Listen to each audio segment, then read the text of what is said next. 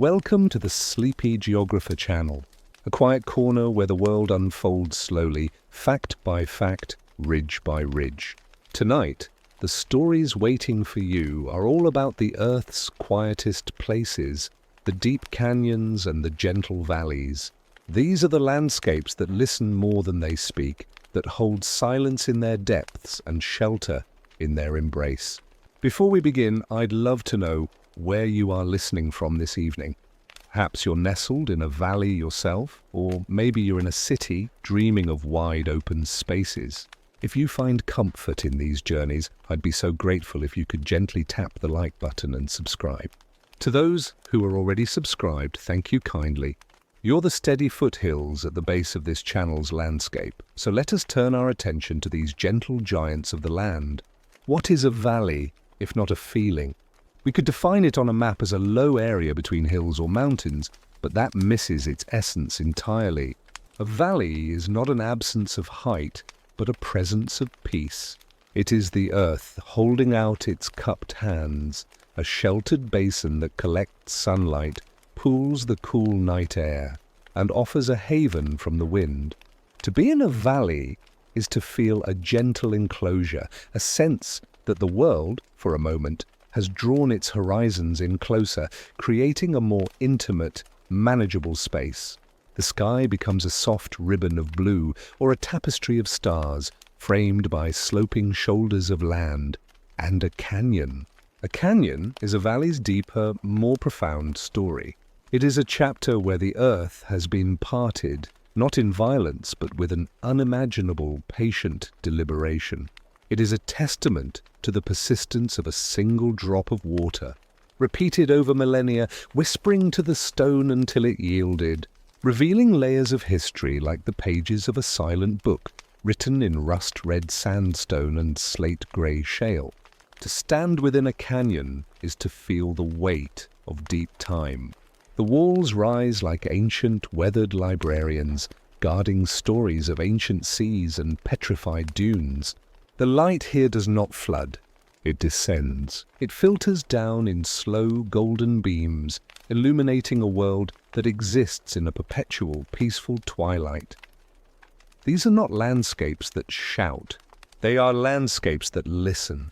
The acoustics of a valley are soft, absorbing sound into the soil and trees. A bird's call is clearer, yet somehow softer. The wind is funneled into a gentle sigh. In the heart of a deep canyon, the silence is even more profound. You might hear the faint, far-off trickle of water, a sound that has been echoing in that same stone chamber for thousands of years.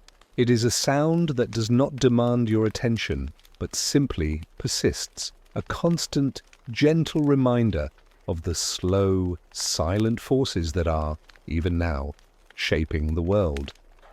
Think of the morning in a valley. The first light does not strike, it seeps. It spills over the eastern ridge like a slow, golden liquid, filling the basin from the top down.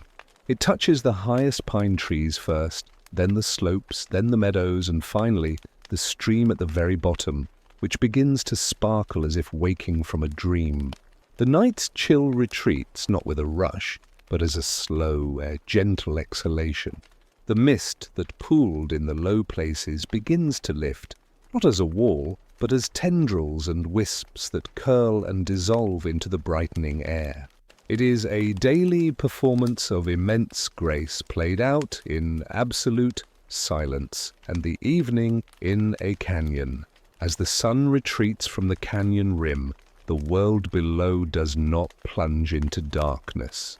It is bathed in a deepening blue. The heat of the day rises and a coolness settles in the depths. The rocks which held the sun's warmth begin to release it, radiating a gentle, earthy heat. The colors shift. The vibrant reds and oranges of the sandstone soften to mauve, to violet, to a deep, inky grey. The stars, when they appear, do not seem randomly scattered. They feel arranged specifically to be viewed from this deep, stone frame. This is the true experience of these places. It is a feeling of being held, of being small, yes, but small in a way that is comforting, not frightening. In a world that often feels too large, too loud, and too fast, Valleys and canyons offer a different rhythm. The rhythm of geology. The rhythm of a stream that has nowhere to be and all the time in the world to get there. They ask nothing of you. They only ask that you listen to their silence until it becomes your own. If valleys and canyons are the earth's quiet sanctuaries, then we must meet the quietest artist of all. The one who works not with force, but with persistence. Not with a hammer, but with a caress. This is the story of water, and its patient, lifelong dialogue with stone. Imagine a single drop of rain. It falls from a soft grey sky, landing on a vast, level plain of rock. For a moment it beads up, a tiny, perfect lens reflecting the clouds. Then it begins its journey. It is not in a hurry. It trickles, finding a tiny, invisible groove in the rock, a weakness so small it would escape any eye but that of the water itself. This is how it begins, not with a roar, but with a whisper. Now imagine that single drop, multiplied by millions, multiplied by seasons, multiplied by centuries. What was once a random trickle becomes a consistent path. The path deepens ever so slightly from the gentle passage of countless droplets. It becomes a groove. And when the rain is heavy, the groove begins to channel the water, giving it a collective purpose. The groove becomes a rill, a tiny, ephemeral stream that only appears when the sky opens. And with each rain, the rill carries away infinitesimal grains of rock, particles of dust so fine they cloud the water only for a moment before settling far, far away. This is the first lesson of the patient architect, dissolution. Water is a gentle solvent. Over immense periods of time, it can slowly dissolve the mineral cement that holds sedimentary rock together. It seeps into pores and cracks, and with unimaginable slowness, it coaxes the stone apart, molecule by molecule. It is not an attack, but a quiet negotiation, a request for the stone to yield, made over and over again for 1,000,000 years. As the rills deepen and join together, they form a more permanent stream. And here, the artist picks up a new yet equally gentle tool, the suspended sediment. The water, now flowing with a bit more purpose, picks up tiny particles of sand and silt. These particles become its polishing cloth. As the water flows over the rock bed, this suspended sand acts as a gentle abrasive, sanding down the channel, grain by grain. You can think of it as the earth giving the water its own tools, and the water using them with a quiet, rhythmic patience. The stone is not shattered. It is worn smooth, its rough edges softened over eons like a worry stone held in a giant flowing hand. The stream, gaining confidence, becomes a river, and the river's work becomes more profound. It now carries not just silt, but pebbles and small stones. These become its chisels. They are rolled and bounced along the riverbed in a process called saltation. With every flood, every spring melt, these stones are lifted and dropped, dragged and tumbled. Each impact is tiny, insignificant on its own. A single pebble tapping against a billion-year-old granite boulder seems like nothing. But 1,000,000,000 pebbles making 1,000,000,000 taps over 1,000,000 years, that is a force that can humble granite. The river does not smash the rock. It persuades it. It taps and taps and taps again until the stone finally agrees to break apart. This is how a canyon is born. A river does not choose to carve a canyon. It simply continues on its path, flowing downhill as it always has. But when the land itself begins to rise, lifted by the vast, hidden forces of the earth, the river is presented with a choice. It can change its course to find an easier path, or it can stay. And the great rivers, the patient ones, they often stay. They engage in a slow-motion contest with the rising land. As the plateau lifts, the river cuts down. It is a race of immense slowness where the prize is the landscape itself. The river's relentless downward cutting cannot keep up with the lateral erosion of its banks, and so the channel deepens, leaving the surrounding land high above. A canyon is not a wound in the earth. It is the record of a river's faithful commitment to its path, a path it decided upon when the land was flat, and all the while the river has accomplices. Frost and thaw are its quiet partners. Water seeps into cracks in the canyon walls. When night falls and the temperature drops, this water freezes, and as it freezes, it expands with a gentle, inexorable force. This expansion is slow, but it is powerful. It pries the rock apart, widening the cracks. When the sun returns and the ice melts, the water carries the loosened grains away. The next night, new water seeps in, freezes, and expands the crack a little more. It is a cycle of gentle prying, repeated for countless seasons, until a great slab of rock, weakened over millennia, finally lets go and slides to the river below, where the water's chisels and polishing cloths go to work on it once more. There is no end point to this work. It is a cycle as endless as the water cycle itself.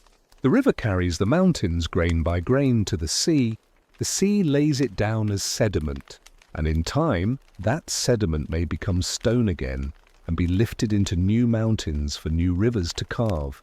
It is the planet's great, slow recycling, so when you see a smooth, water-worn stone in a stream, know that it holds a story of immense patience.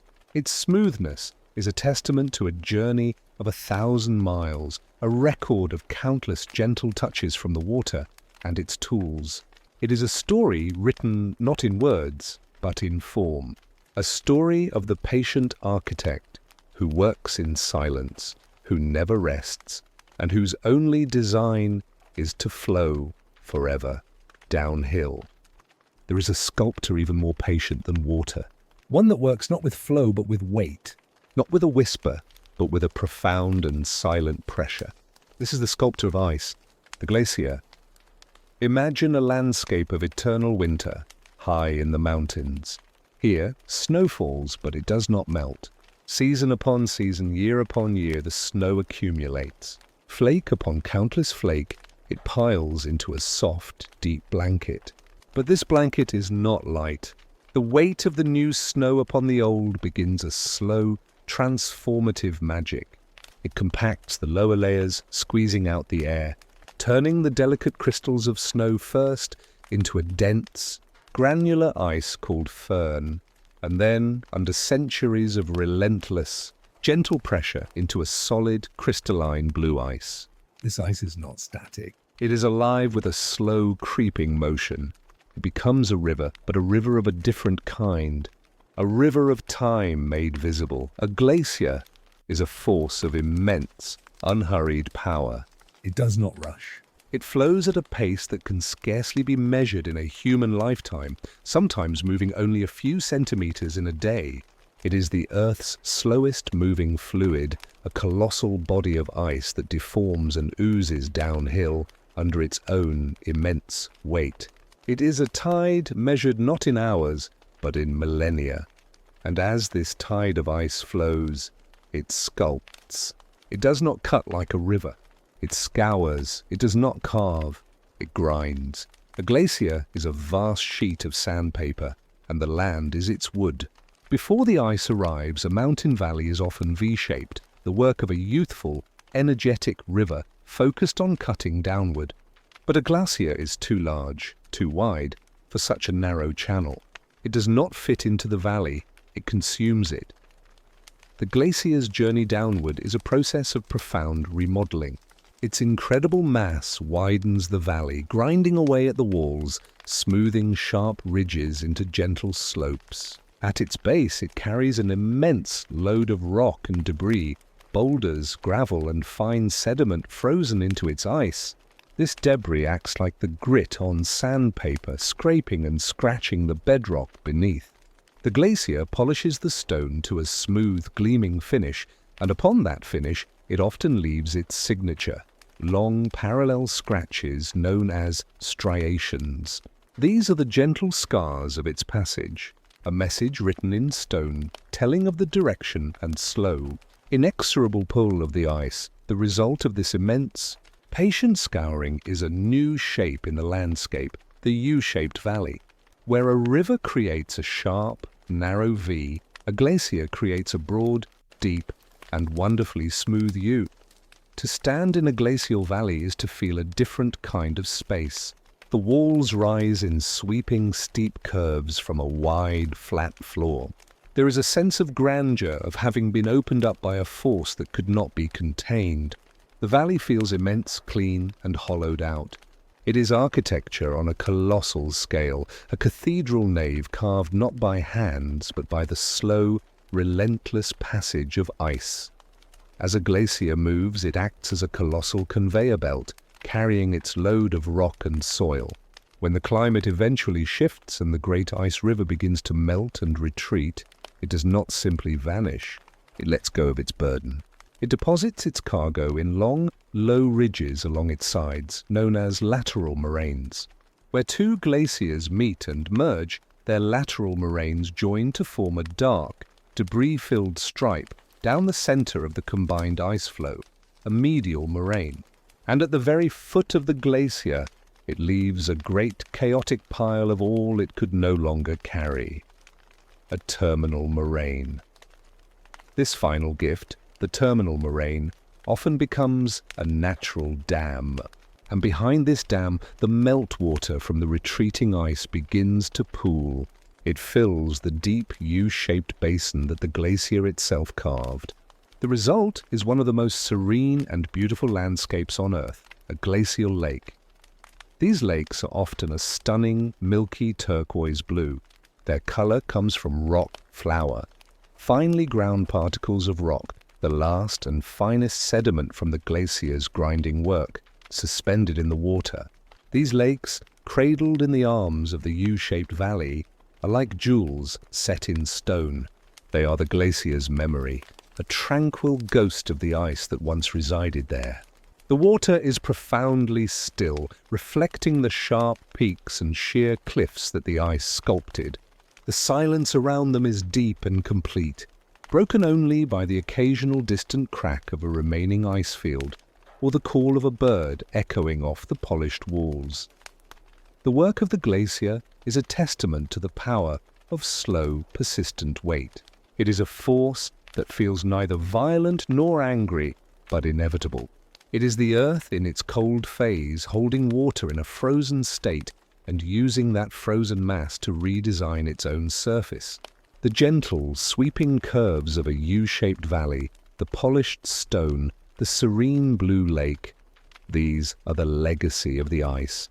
A landscape that speaks not of quick, energetic action, but of the slow, profound and beautiful embrace of a frozen river flowing through time. Not all valleys are carved from the outside by water or ice. Some are born from within, from a deep, restless energy at the very heart of our planet. These are not scars left by erosion, but openings, places where the earth itself is gently, slowly pulling apart. This is the story of the Rift Valley. Imagine the Earth's crust not as a solid, unbroken shell, but as a thin, fragile skin. Deep below in the mantle, colossal currents of heat circulate, moving with the slowness of continents. These currents exert pressure on the crust above, stretching it, tensing it like the surface of a drum. And in certain places, this tension becomes too great. The drum skin does not tear violently, but rather it begins to thin and to sag. A vast linear weakness forms, and the land on either side starts to drift away, creating a long, deep trough between them. This is a rift, a place where the planet is coming undone and a new world is being prepared. The most magnificent example on Earth is the Great Rift Valley.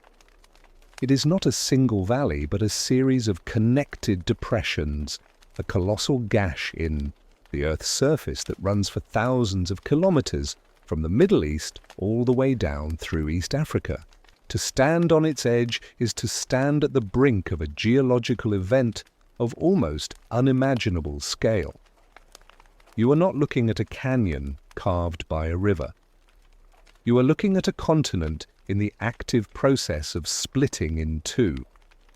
The process is one of profound, majestic slowness.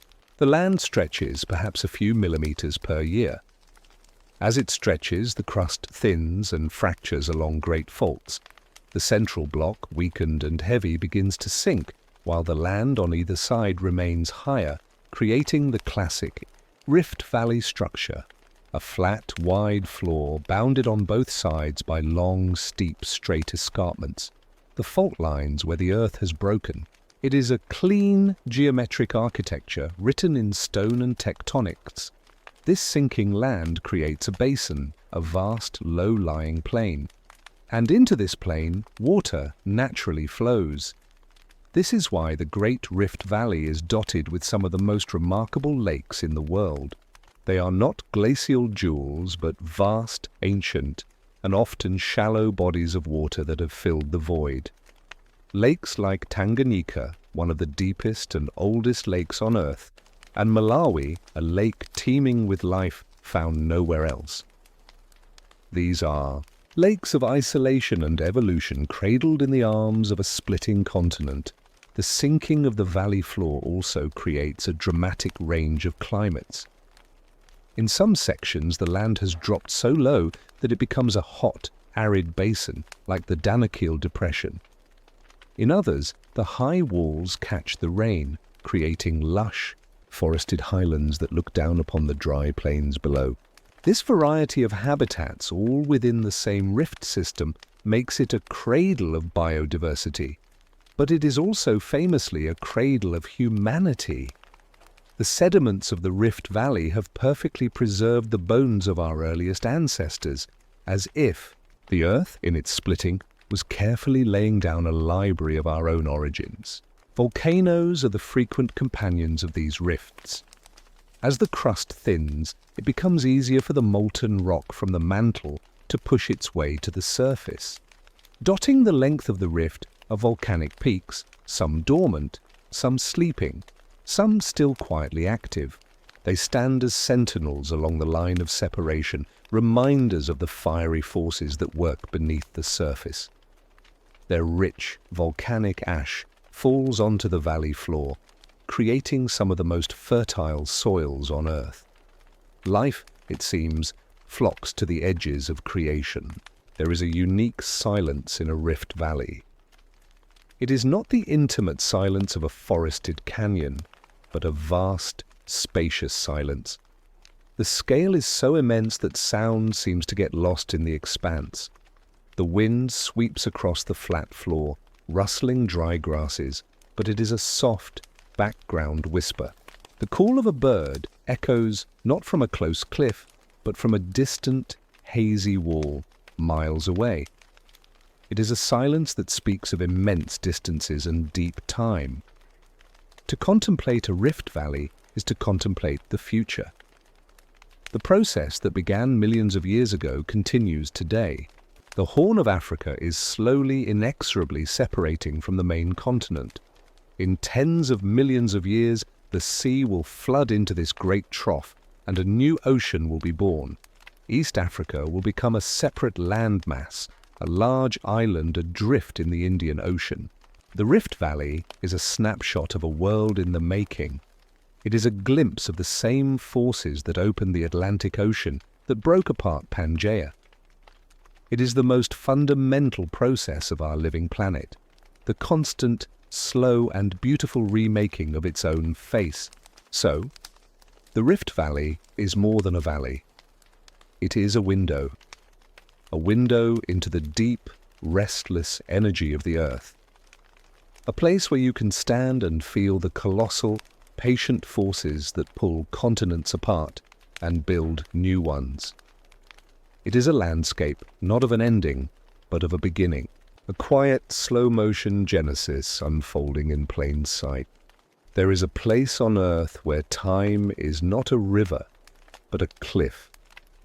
A place where eons are not felt, but seen, stacked one upon the other in a silent, stone library. This is the Grand Canyon. It is not merely a canyon, it is the closest we may ever come to reading the autobiography of our planet, written in layers of rock that speak of ancient seas, shifting deserts, and forgotten worlds.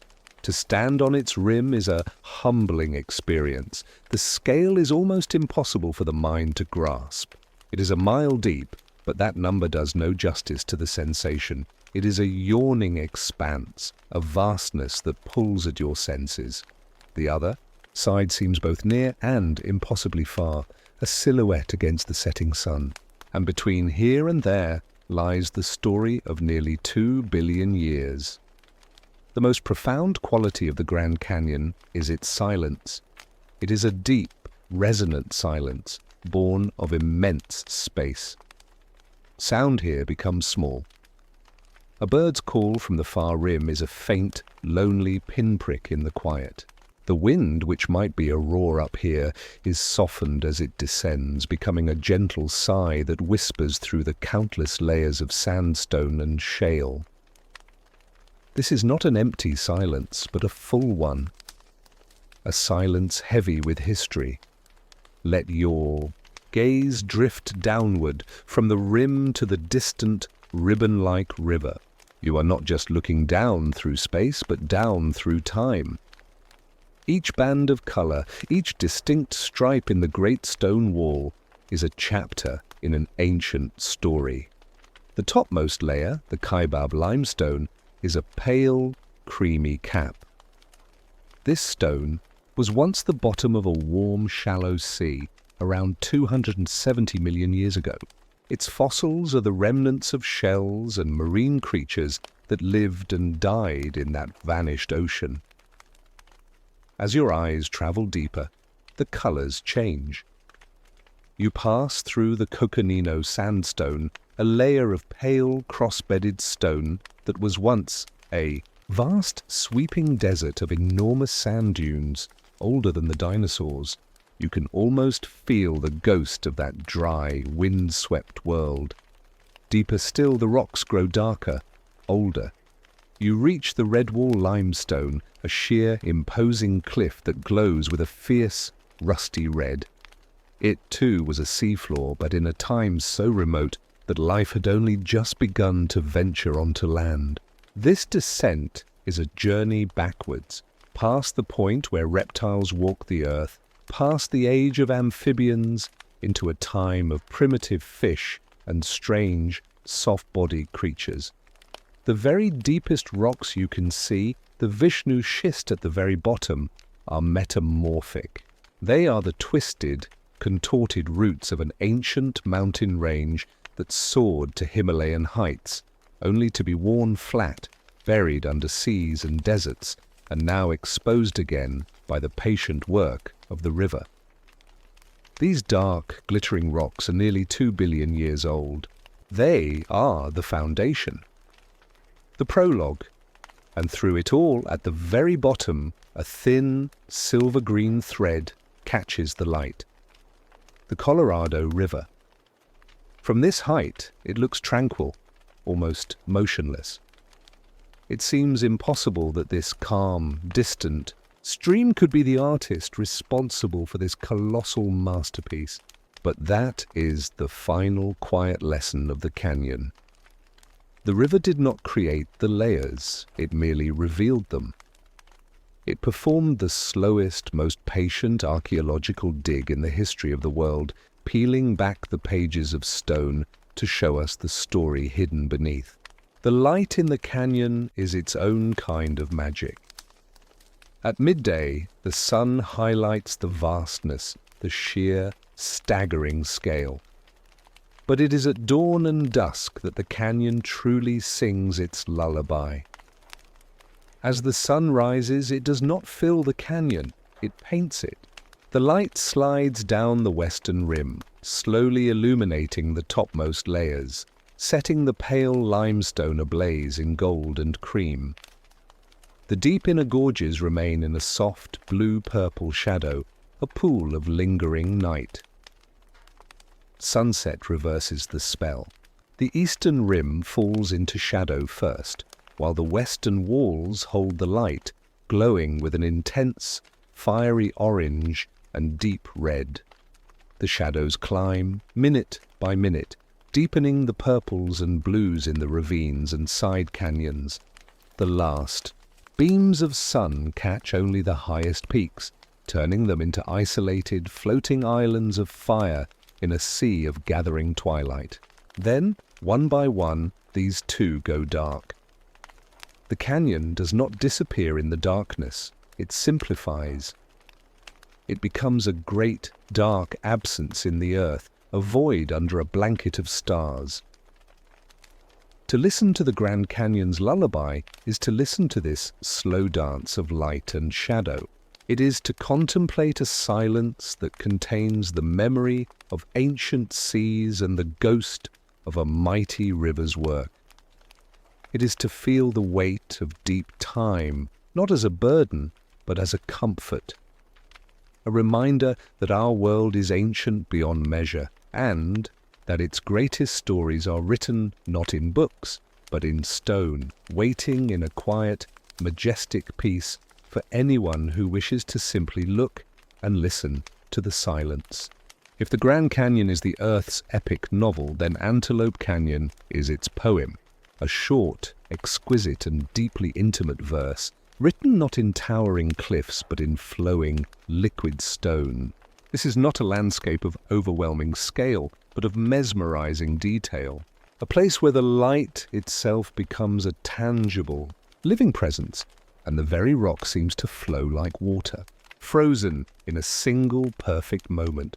Located in the heart of the Arizona desert, Antelope Canyon is a slot canyon. It is not the work of a massive, continent-splitting river, but of a more fleeting, yet equally persistent artist, the flash flood. For thousands of years, sudden torrential rains have swept across the barren plateau, gathering speed and force and funneling into narrow cracks in the Navajo sandstone.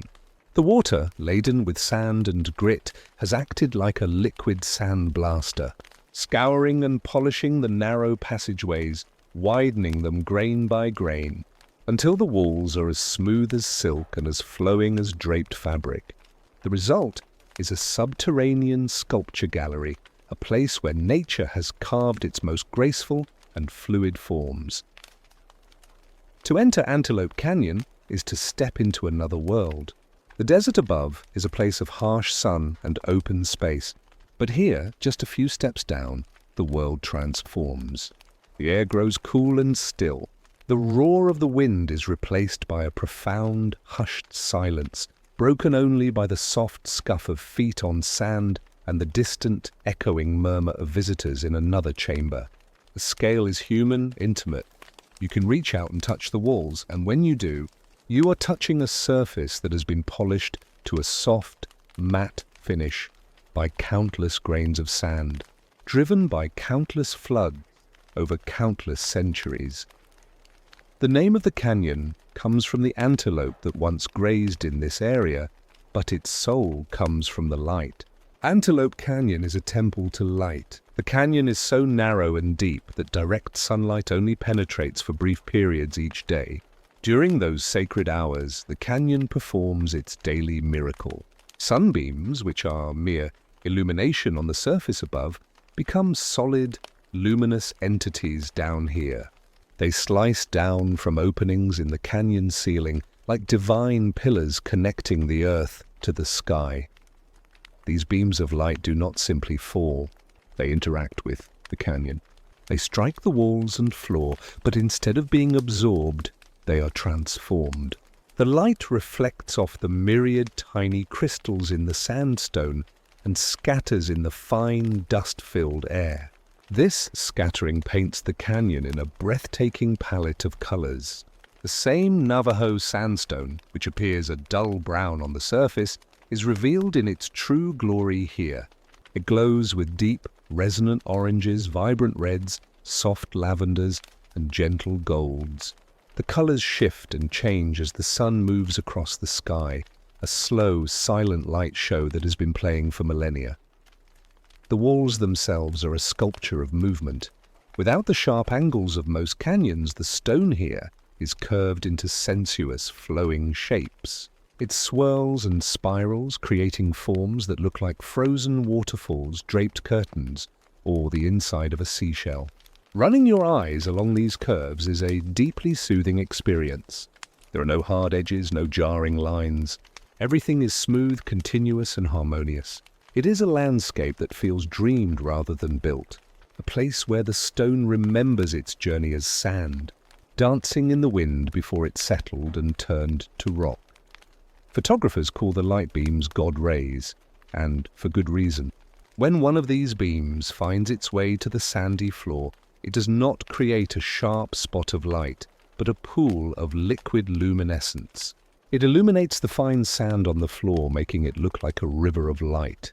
If the air is dusty enough, the beam becomes a solid, glowing shaft, so tangible you feel you could reach out and grasp it. It is a temporary, ethereal bridge between the world above and the world below, a reminder of the sun's power, even in this deep stone sanctuary. But this beauty is born of a gentle violence. The very floods that carved this sanctuary are also its occasional masters. The canyon is a reminder of the desert's duality, a place of profound stillness and sudden, powerful transformation.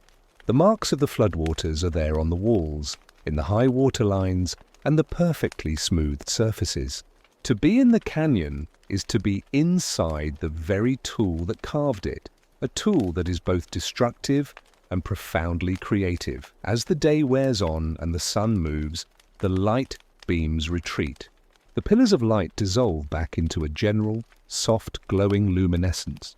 The vibrant oranges and reds deepen into muted purples and blues. The canyon becomes quieter, if that is possible, preparing for the long, star-lit night. The feeling shifts from one of vibrant celebration to one of deep, peaceful contemplation. To experience Antelope Canyon is to witness the marriage of rock and light. It is a lesson in fluidity, in how even the hardest stone can be shaped into curves that soothe the soul.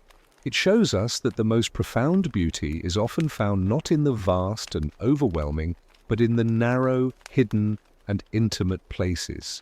It is a silent, colorful lullaby, sung by the sun to the stone, a daily ritual of light and shadow that leaves all who witness it in a state of quiet, peaceful awe. There are places where the scale of the earth becomes truly visible, where the slow, majestic drama of geology is written not in the fine details of a canyon wall, but in sweeping, colossal strokes across the face of a continent. To understand such a place, one must rise above it. One must see it not from within, but from a vantage point where the human dimension falls away, and only the grand design remains. This is the view of the Great Rift Valley from above. Imagine yourself floating, weightless, high in the atmosphere. Below you the planet unfolds, and cutting across it for thousands of kilometers is a colossal, branching scar. It's not a wound, but a seam. A place where the Earth's crust, stretched thin over the furnace of the mantle, has succumbed to tension and begun to pull apart. This is the Great Rift Valley, and from this height, its true nature is revealed. It is a continent in the active, slow-motion process of dividing in two. The silence at this altitude is absolute. It is a silence of immense distance, a vacuum through which no sound can travel. But the landscape below speaks a silent language of its own. The valley is not a single, clean cut, but a complex system of fractures. It is a tapestry of parallel fault lines, of sunken troughs and uplifted plateaus, of tilted blocks and volcanic cones. From above, it looks like a great, unfinished zipper slowly being pulled open. The most striking feature is the sheer linear geometry. The edges of the valley are often straight lines that run to the horizon, the fault escarpments where the earth has fractured and one side has dropped away. These are not the eroded, softened curves of an old mountain range, but the sharp, clean lines of a geologically young and active feature. They speak of raw, powerful forces, of a planet that is still building itself, still rearranging its furniture on a colossal scale. And within this vast, sunken corridor, a world of contrasts unfolds. The palette is one of earth tones, the deep green of highland forests on the escarpments, the golden yellow of savanna grasslands on the valley floor, the deep blue of long, narrow lakes and the stark, mineral white of alkaline flats. From this vantage point, you can see how the rift has created its own weather, its own ecosystems. The high walls catch the rain, leaving the valley floor in a rain shadow, creating pockets of aridity next to surprising oases of life. The lakes of the Rift Valley are its most brilliant jewels when seen from above. They are not round, placid lakes, but long, thin, and deep. Lake Tanganyika, one of the oldest and deepest freshwater lakes in the world, looks like a blue serpent slithering through the mountains. Lake Malawi, with its clear, deep waters, shimmers like a long, polished aquamarine. These are not mere bodies of water.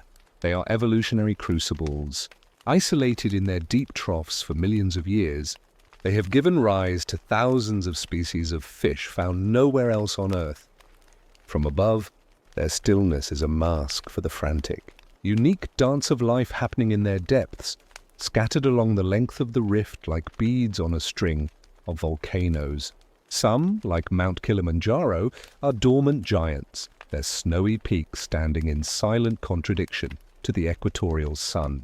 Others are smaller, more recent cones, their perfect shapes a testament to the fiery forces that lurk just beneath the thin crust. They are the safety valves for the pressure building below, the visible proof of the mantle's restless heat. The rich volcanic ash they have spewed over millennia has settled on the valley floor, painting it in dark, fertile soils that support a breathtaking abundance of life. To see the Great Rift Valley from this perspective is to understand its role as a cradle. It is a cradle for lakes, for unique ecosystems, and profoundly for humanity itself. The Olduvai Gorge, a small side channel in this immense system, is often called the cradle of mankind. It was here, in the exposed sediments of the rift, that the bones of our earliest ancestors were preserved. The very forces that are tearing the continent apart created the conditions that allowed our species to emerge. The valley provided the landscapes, the challenges, and the resources that shaped us. We are, in a very real sense, children of the rift. The dominant sensation from above is one of profound, unhurried process. The African plate and the Somali plate are drifting apart at roughly the speed at which your fingernails grow. It is a movement too slow to be felt, but over millions of years, its consequences are earth-shattering. This is the same process that in the distant past opened the Atlantic Ocean. The Great Rift Valley is a living snapshot of the world in its youth, a preview of the new ocean that will one day fill this space, splitting Africa and creating a new continent. The view from above offers a final humbling peace. The chaos and vibrancy of life on the ground, the herds of wildebeest, the bustling villages, the calls of birds, all of it is rendered silent and still from this height. It all exists within the grand, patient, and beautiful framework of a splitting continent. The Great Rift Valley is a reminder that the ground beneath our feet is not permanent. It is a stage in a continuous billion-year dance of creation and destruction. It is a landscape of immense, silent power, a testament to the slow, inexorable forces that are, even now, quietly and patiently remaking the world. We have journeyed through valleys carved by rivers and ice and rifts torn by continents. But there is another world of canyons, one that exists in perpetual darkness, under the immense, silent weight of the sea. These are the submarine canyons, the hidden labyrinthine valleys of the deep, where the only light is the cold blue glow of a creature's own making, and the only sculptor is a relentless flowing current of dense, sediment-laden water. Imagine the edge of a continent, not the sandy beach we know, but the true edge, far offshore, where the continental shelf plunges into the abyssal plain. This slope is not a smooth incline. It is cut, gouged, and carved by canyons that rival and often surpass their terrestrial cousins in scale and drama. The Monterey Canyon off California, for instance, is as deep as the Grand Canyon, but its head begins not on a sun-drenched plateau, but 100 meters beneath the waves. These are landscapes of profound mystery, shaped by forces we are only beginning to understand. The silence here is of a different quality. It is not the peaceful silence of a windless valley, but the absolute crushing silence of the deep ocean, a silence so complete it has weight and pressure. Sound does not echo here. It is absorbed by the endless heavy water. The only noises are the occasional low-frequency groan of the earth, the click and chatter of deep-sea life, and the distant, relentless flow of the currents that carve these hidden passages. The primary artist here is the turbidity current. Imagine an underwater avalanche. On the continental shelf, sand and silt accumulate. Then, triggered perhaps by an earthquake or simply the building weight of sediment, this mass is suddenly set in motion. It transforms into a dense, turbulent, swirling cloud of mud and sand, heavier than the surrounding water. This cloud then races down the continental slope with terrifying speed, a silent, submerged river of darkness. It is these periodic, powerful flows that act as the liquid chisels, scouring and maintaining the deep channels of the submarine canyons, carrying the land very substance far out onto the ocean floor. The walls of these canyons are not made of sun-baked sandstone, but of ooze, clay, and ancient compacted sediment. They are soft, dark, and unstable. There are no sunbeams to paint them in vibrant colors, only an eternal, inky blackness. Yet life persists here in the most astonishing ways. This is the realm of the bizarre and the ancient. Ghostly white octopuses drift through the cold water. Tube worms rooted to the canyon walls form vast, silent gardens, their red plumes filtering nutrients from the water. Strange, blind fish with gaping mouths and bioluminescent lures patrol the darkness, their own bodies creating the only points of light in this perpetual night. This ecosystem does not rely on the sun, but on chemical energy from the Earth's interior, seeping out from hydrothermal vents and cold seeps along the canyon walls. To explore a submarine canyon is to travel not just through space, but through alien biology. The creatures here live in a world of slow motion and immense pressure. Their metabolisms are often deliberately slow, their movements measured and deliberate. There is no hurry in the abyss. Time itself seems to flow differently, governed not by the rising and setting of the sun, but by the occasional catastrophic arrival of a turbidity current, which can bury entire communities, only for new life to slowly, patiently recolonize the fresh sediment. The sheer scale of these hidden landscapes is humbling. The Jemchug Canyon in the Bering Sea is not only the deepest submarine canyon, but the largest canyon of any kind on Earth by volume. Its features are colossal, sheer cliffs, towering seamounts within its own expanse, and tributary systems as complex as any river delta on land.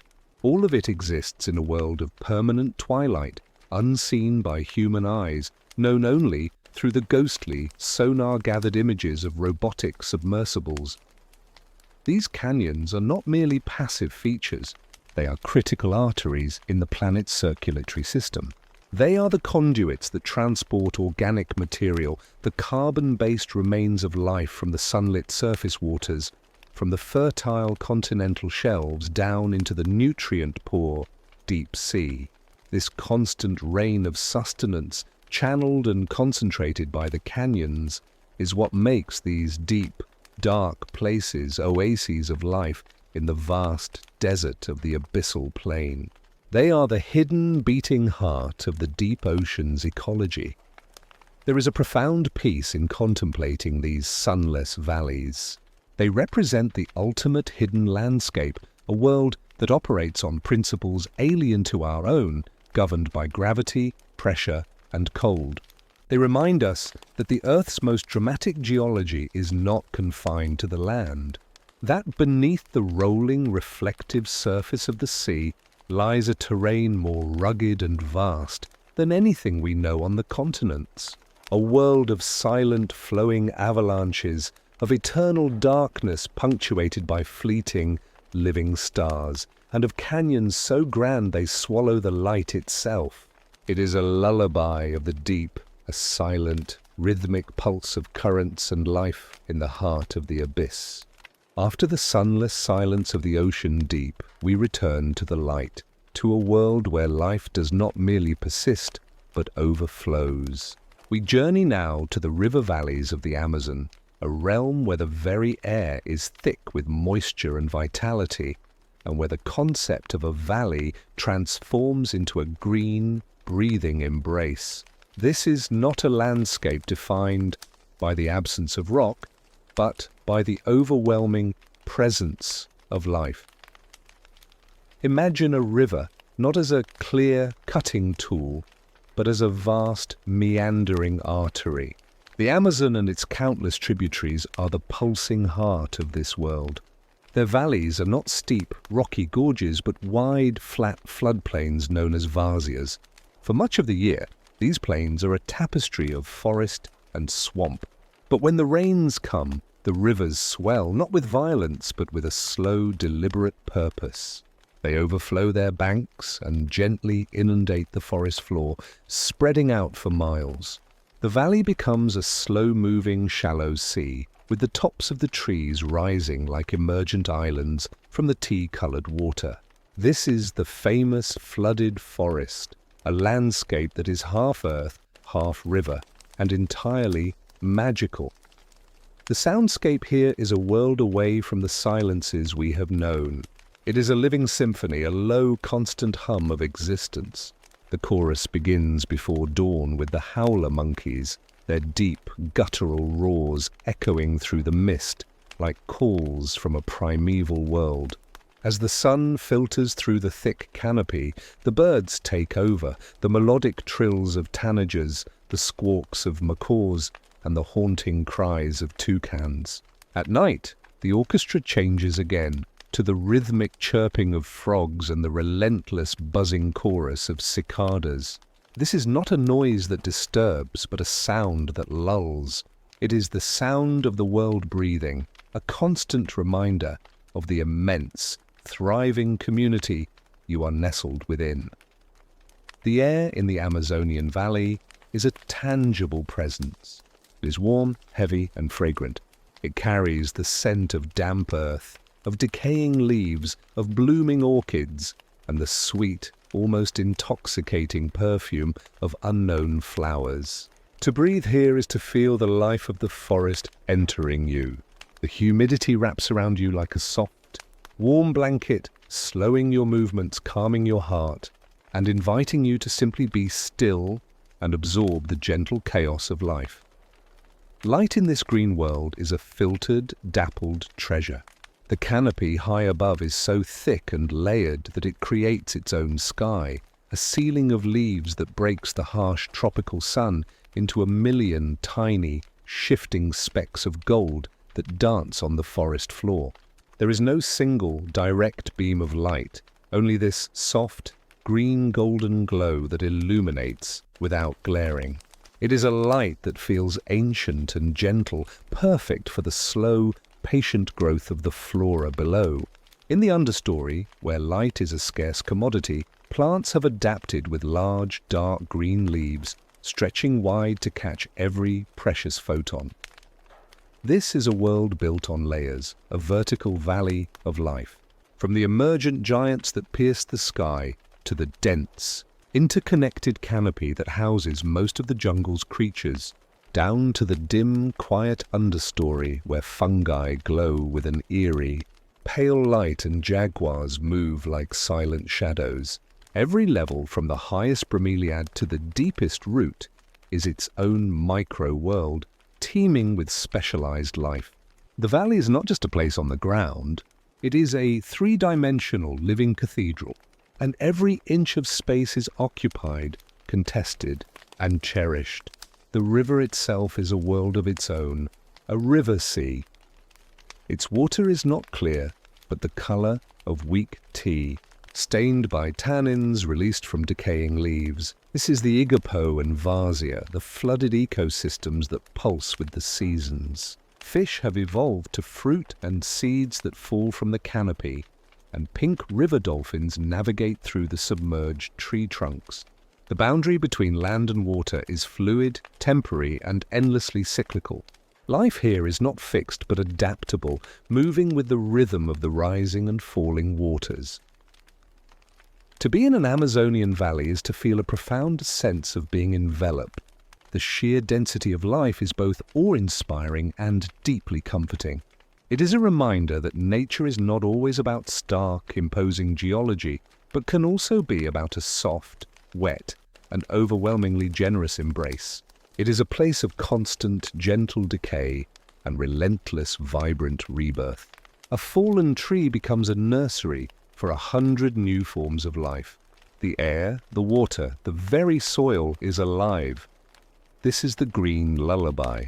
The gentle rain on countless leaves, the distant, rhythmic calls of life, the soft, warm air. It is a symphony of growth and decay, a testament to the planet's boundless capacity for life. In this green embrace, the mind can let go of its lines and edges and simply dissolve into the humid, living, breathing whole. It is a deep, vibrant, and profoundly peaceful sleep, cradled in the most fertile arms of the earth.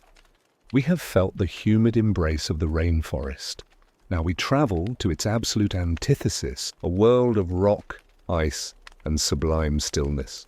A place where the air is so clear it feels like a lens, and the silence is so profound it has its own weight. This is the realm of the high glacial valley, and few places on Earth capture its essence more perfectly than the Valley of the 10 Peaks. Here, the world is reduced to its most elemental and majestic forms. Imagine a vast, U-shaped trough carved by the slow, patient passage of a glacier that has long since retreated. The valley floor is flat, a bed of soft alpine meadow and glacial debris, but rising from this gentle floor are not rolling hills, but 10 sharp, jagged sentinels of rock and ice. These peaks are not softened by time. They are raw, young, and fiercely geometric, their faces still bearing the vertical striations of the ice that once sculpted them. They are crowned with permanent snow, and their grey stone is streaked with white, as if a giant hand had dusted them with powdered sugar. The dominant sensation here is one of immense, almost unreal clarity. The air at this altitude is thin, cold, and devoid of dust or moisture. It does not obscure but reveals. Distances are deceptive. A peak that looks a short walk away might be miles distant. The light is sharp and pure, casting shadows so defined they look like they have been cut from black paper. This clarity extends to the colors, the brilliant white of the snow, the deep, impossible blue of the sky, the stark gray of the rock, and the stunning, jewel-like turquoise of the lake that rests at the valley's heart. This lake, often called Moraine Lake, is the soul of the valley. It is not a lake of waves or movement, but of perfect, mirror-like stillness. Its famous turquoise color comes from rock flour, the finest, most finely ground sediment created by the grinding of glaciers against bedrock. This flour remains suspended in the meltwater, and it scatters the sunlight, reflecting the green and blue spectra of light with an almost unreal intensity. The lake does not look like water. It looks like a slab of liquid turquoise that has been poured into the valley floor and left to set. Its surface is so still it becomes a perfect mirror, doubling the 10 peaks, the sky, and the clouds into a symmetrical, dreamlike perfection. The silence here is different from any other. It is not the soft silence of a forest or the deep silence of a canyon. It is a crystalline, high-altitude silence.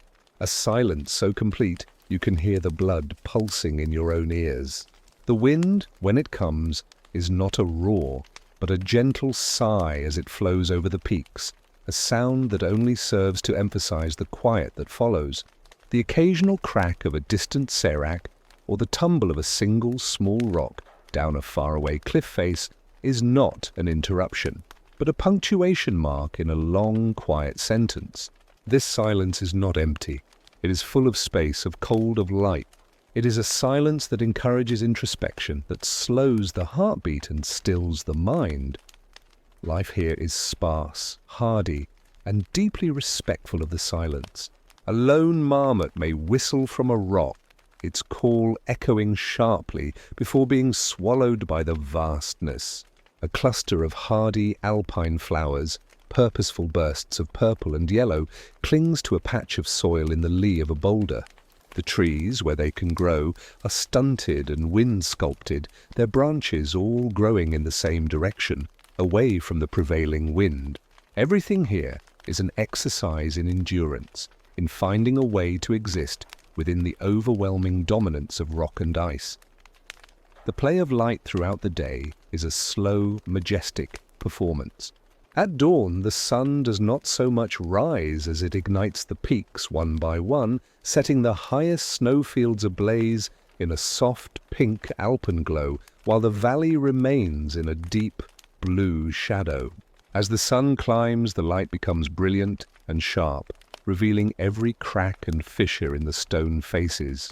At sunset, the process reverses. The light lingering on the peaks long after the valley floor has been claimed by a cool, purple twilight. And when the stars emerge, they are not mere pinpricks, but a brilliant, dense river of light, undimmed by any haze, flowing between the dark, silent silhouettes of the peaks. To be in such a valley is to experience a form of peaceful surrender. The scale is too vast to comprehend, the beauty too perfect to possess. It does not ask for your admiration, only your quiet presence. The mind, accustomed to clutter and noise, finds nothing to hold on to here except the sheer, stark reality of the landscape. Thought slow, breathing deepens. The immense, patient stillness of the mountains begins to seep into your very being. This is the final lullaby of the high places. The sight of 10 silent, frosted peaks reflected in a perfectly still, turquoise lake. The feeling of cold, clean air filling your lungs. The sound of a silence so absolute it feels like the earth itself is holding its breath. It is a landscape that offers no comfort, only a profound and humbling peace, a reminder that at the edges of the habitable world there exists a beauty that is severe, pure, and utterly still.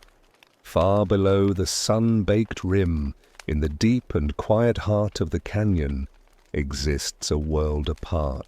Here, the sun is a fleeting visitor, a brilliant guest that briefly illuminates the towering walls but only sparingly touches the floor. This is a realm of cool shadows, of conserved moisture, and of patient, resilient life. The plants that call the canyon floor home are not the sun-worshipping giants of the open plains.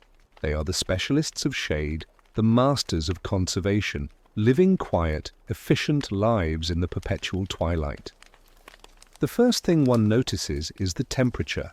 The canyon floor is a natural refrigerator, a reservoir of cool air that has sunk from the heights during the night and remains trapped throughout much of the day. The air feels moist, even in the desert, carrying the scent of damp stone, rich soil, and the faint, sweet perfume of hidden flowers. This is a world that operates on a different clock, slower and more deliberate than the frantic pace of the sun-drenched world above. Light here is a precious currency, and it is spent wisely. Direct sunlight may only strike the canyon floor for an hour or two each day, a phenomenon known as noonlight. During this brief window, the world below is transformed. A single beam of sunlight can slice through the deep blue shadows, illuminating a single clump of moss on a boulder, or setting the delicate petals of a canyon flower ablaze. For that short time, life below celebrates, photosynthesizing with a quiet urgency before the long, shaded afternoon return. The most widespread residents of the canyon floor are the masters of minimalism, the mosses, liverworts, and fern. They require no deep soil, content to cling to the slightest damp crevice in the rock face. Their world is one of constant, gentle moisture, the seeping of water from the canyon walls, the condensation of cool night air, the spray from a nearby stream. A moss-covered boulder is not just a rock. It is a miniature forest, a sponge-like city that holds water and creates a microhabitat for countless tiny invertebrates. To touch it is to feel a cool, velvety softness, a small pocket of damp life in a world of hard stone. In the slightly drier, sandy soils near the base of the walls, tougher plants have adapted. Their strategies are lessons in patience and efficiency. Many have deep taproots that plunge straight down, bypassing the dry surface soil to seek the hidden water table far below. Others have wide, shallow root systems designed to drink greedily from the rare, sudden rain shower before it can run off or evaporate. Their leaves are often small, thick, or waxy, adaptations to reduce water loss. They are not lush, but they are tenacious. Their muted greens and greys blending perfectly with the canyon stone. Then there are the hidden treasures, the plants that make their home in the most sheltered of places, the seep springs and the riparian zones along the canyon stream.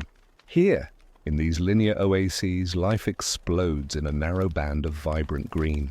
Willows and cottonwoods dig their roots into the damp banks, their leaves creating a secondary, dappled canopy beneath the towering rock walls. Wildflowers, cardinal flowers with their brilliant red spikes, or the delicate white blossoms of yerba mansa, cluster around the water's edge, their roots perpetually bathed in moisture. This ribbon of life is the canyon's artery, a bustling green corridor in the stillness of stone. The pace of life here is slow, governed by the rhythm of light and shadow, not by the turning of seasons alone. Growth is measured, conservative. A fern may take years to spread across a single square foot of rock. A cliff rosebush might spend decades storing energy for a single, spectacular bloom. There is no rush, for time is the one resource these plants have in abundance. Theirs is a long game, a strategy of outwaiting drought, of enduring shade, of clinging to life with a quiet, unshakable grip. To sit on the canyon floor is to witness this quiet struggle and triumph. It is to appreciate the subtle beauty of a world that does not shout, but whispers. The way a single sunbeam can transform a patch of common moss into an emerald jewel. The way the evening dew collects on a spiderweb strung between two rocks, each droplet a perfect magnifying lens. The gentle, determined unfurling of a fern frond in the spring. A slow-motion ballet of growth. These plants are the true soul of the canyon depths. They are the softness in a world of hardness, the persistent green in a palette of red and grey. They teach a lesson in contentment, in finding everything one needs within the shadows. They do not yearn for the bright, open sky of the rim. They have made a complete and peaceful world from the cool air, the damp stone, and the fleeting, precious gift of light. Theirs is a lullaby of roots and resilience, a quiet, growing testament to life's ability to find a way, even in the deepest, most silent places. Above the green, whispering world of the canyon floor, the landscape transforms once more. The walls rise sheer and immense, a vertical realm of rock, shadow, and sky. To us, these cliffs are impassable barriers, dizzying and forbidding. But to a select group of creatures, they are home. These are the silent watchers of the high cliffs, animals that have turned this world of stone and air into their sanctuary, their fortress, and their kingdom. Their lives are studies in balance, patience, and a profound, ingrained stillness. The most iconic of these watchers is the raptor, the peregrine falcon, the golden eagle. To see one is to see a creature that is not merely on the cliff, but of the cliff. They perch on the most remote, weather-worn ledges, their forms blending into the rust-colored stone. For hours, they may not move a single muscle. They are not sleeping. They are absorbing the world below. Their stillness is a form of intense concentration, a gathering of energy before the explosive, breathtaking release of the hunt. When they finally launch, it is not a simple flight, but a plummet. The peregrine falcon tucks into a stoop, becoming a living bullet, the fastest creature on Earth, a silent, feathered missile aimed at its prey far below. Then just as swiftly it is over. The stillness returns to the cliff face, the only evidence of the drama a single drifting feather caught in an updraft. But the masters of the vertical world are the climbers. The mountain goat, with its hooves that are miracles of biological engineering, a hard, sharp rim for gripping minuscule ledges, and a soft, concave pad that acts like a suction cup on smooth rock. Their movements are not rushed but deliberate, a slow, confident ballet performed on a stage that tilts into the abyss. A mother goat will lead her kid across a face that would give a seasoned mountaineer pause, the young one learning the ancient pathways, the feel of safe rock versus loose rock, its very life depending on this quiet, patient instruction. Their white coats are like moving patches of snow against the grey stone, visible only when they choose to be. Then there are the quieter, smaller residents. The pika, a small, rabbit-like relative, makes its home in the vast scree slopes and talus fields that pile at the base of cliffs. It is a creature of endless, quiet industry. Throughout the short summer, it scurries between the rocks, gathering mouthfuls of grass and wildflowers. It does not hibernate, and so it must prepare. It lays out its gathered vegetation in small haystacks to cure in the alpine sun, then stores them deep in the labyrinth of rocks, a pantry to sustain it through the long, silent, snowbound winter. Its call is a sharp, high-pitched eep that echoes faintly between the stones, a tiny, brave sound in the immense landscape. Life on the cliff is a life dictated by the elements. The wind is a constant companion, a force to be leaned into, a source of uplift for the raptors, and a danger to the small and unwary. The sun bakes the rock by day, and the cold of space radiates from it by night. For the cliff dwellers, shelter is not a luxury, but a matter of survival. A crevice that blocks the wind, an overhang that provides shade, a south-facing ledge that catches the morning sun. These are the real estate of the high cliffs, prized and contested. Their existence is one of profound solitude and self-reliance. There are no herds here, only isolated family groups or lone individuals. A bighorn sheep ram may spend weeks alone on a high, remote bench, his only company the passing clouds and the circling ravens. This solitude is not loneliness. It is a state of being. It is a life stripped down to its essentials, finding food, avoiding predators, enduring the weather, and raising the next generation in the most demanding of nurseries. To observe these silent watchers is to understand a different kind of consciousness. It is a mind not cluttered with abstraction, but focused entirely on the present moment, the texture of the rock underfoot, the scent of arrival on the wind, the distant movement of a potential meal. Their awareness is total, their patience infinite. A marmot will sit for an hour on a sun-warmed rock, perfectly still, its only movement the slow, rhythmic pulse of its breathing. It is not idle. It is listening, smelling, watching. It is fully, completely a part of the mountain. These animals are the spirit of the high places. They are the living embodiment of the cliffs themselves, resilient, patient, and enduring. They ask for nothing from the world below, needing only the stone and the sky. Their presence is a quiet testament to life's adaptability, its ability to not just survive, but to thrive in the most austere and beautiful of environments. They are the guardians of the heights, the silent watchers on the wall, their peaceful, purposeful existence a quiet lullaby of wind, rock, and feather. Beneath the sun-baked plateaus and within the deep, stony hearts of canyon walls, there exists another world, one that operates on a timescale even more patient than that of the glaciers. This is the subterranean world of caves and springs, a realm shaped not by the violent forces of erosion, but by the gentle, persistent, chemical whisper of water. It is a world built not up, but down, and its architect is the hidden drip. The journey of this water begins as rain. It falls on the high ground, and instead of rushing away in a stream, it disappears. It seeps into the soil, finding its way into tiny cracks and joints in the bedrock, most often limestone. And here begins a magic trick of immense slowness. Limestone is soluble in slightly acidic water. As the water filters through the soil, it picks up carbon dioxide, becoming a weak carbonic acid. This acidic water then begins to dissolve the limestone, molecule by molecule, enlarging the cracks over thousands of years. What begins as a hairline fracture slowly widens into a fissure, then a conduit, and finally a cavern.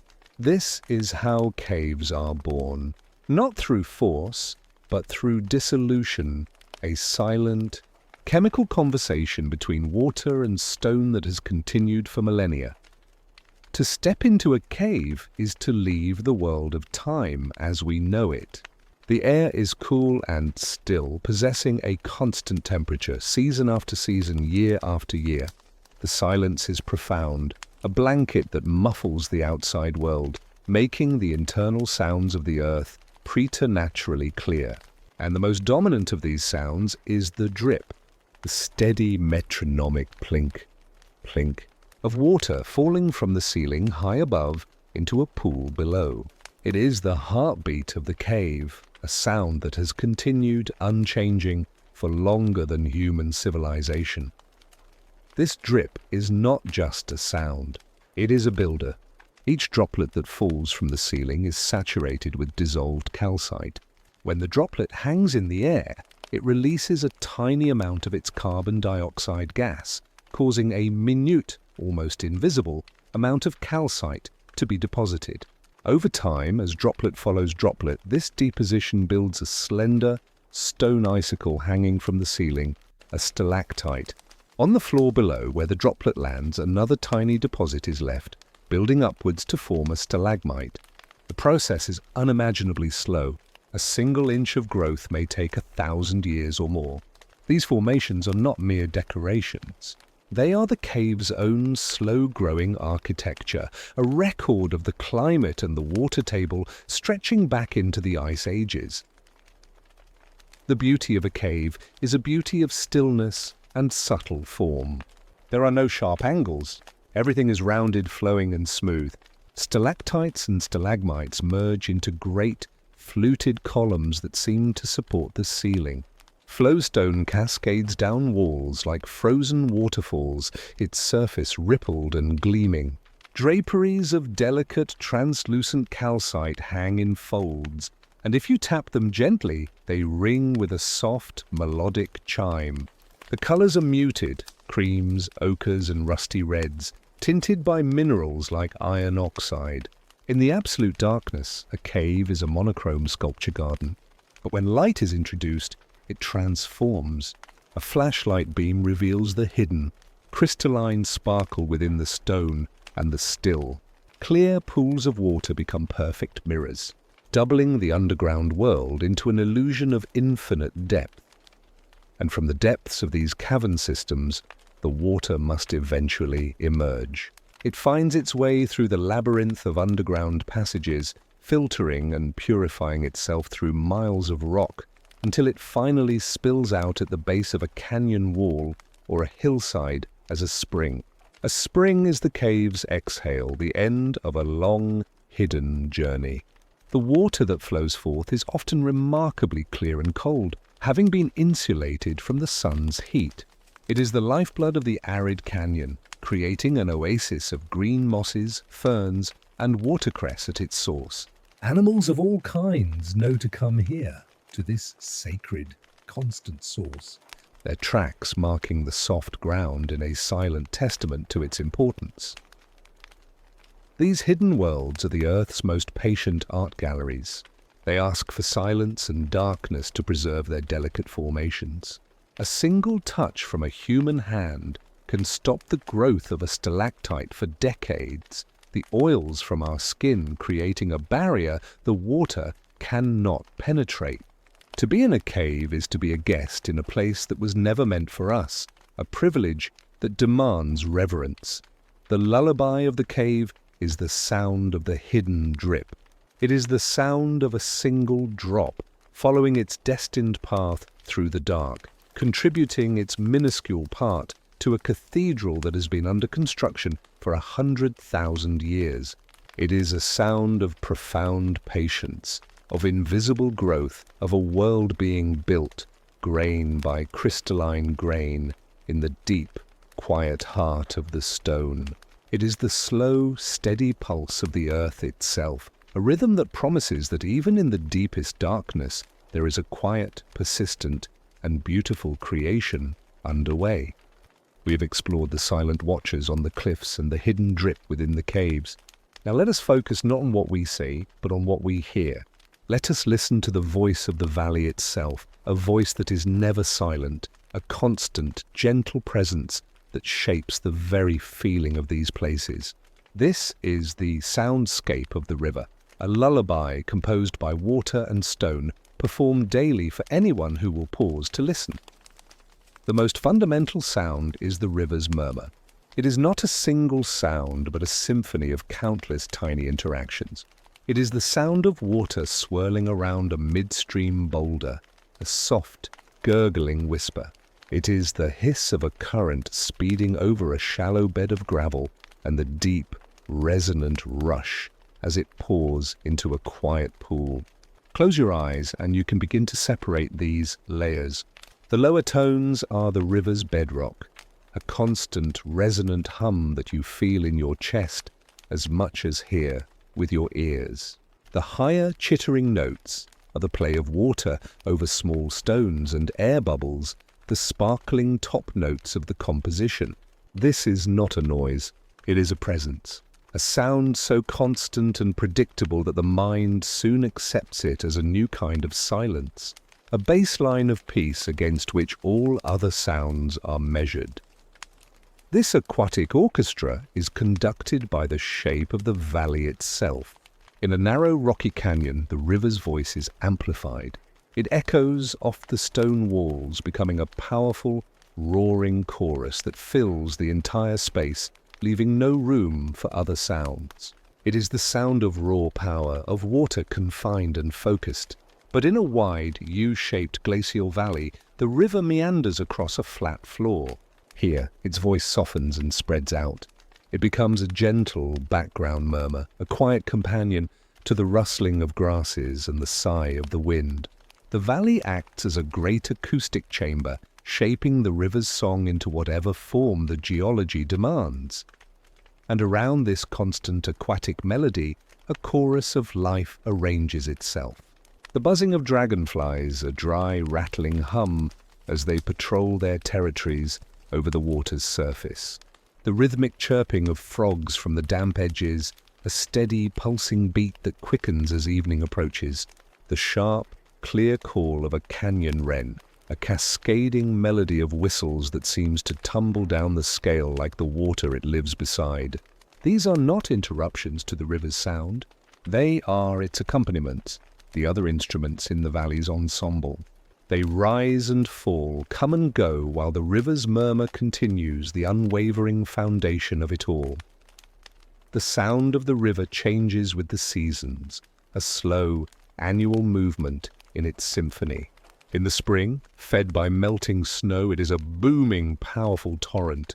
Its voice is loud, deep, and full of purpose, carrying the grinding sound of rocks tumbling along its bed. This is the river at its most active, doing its foundational work of sculpting and moving the land.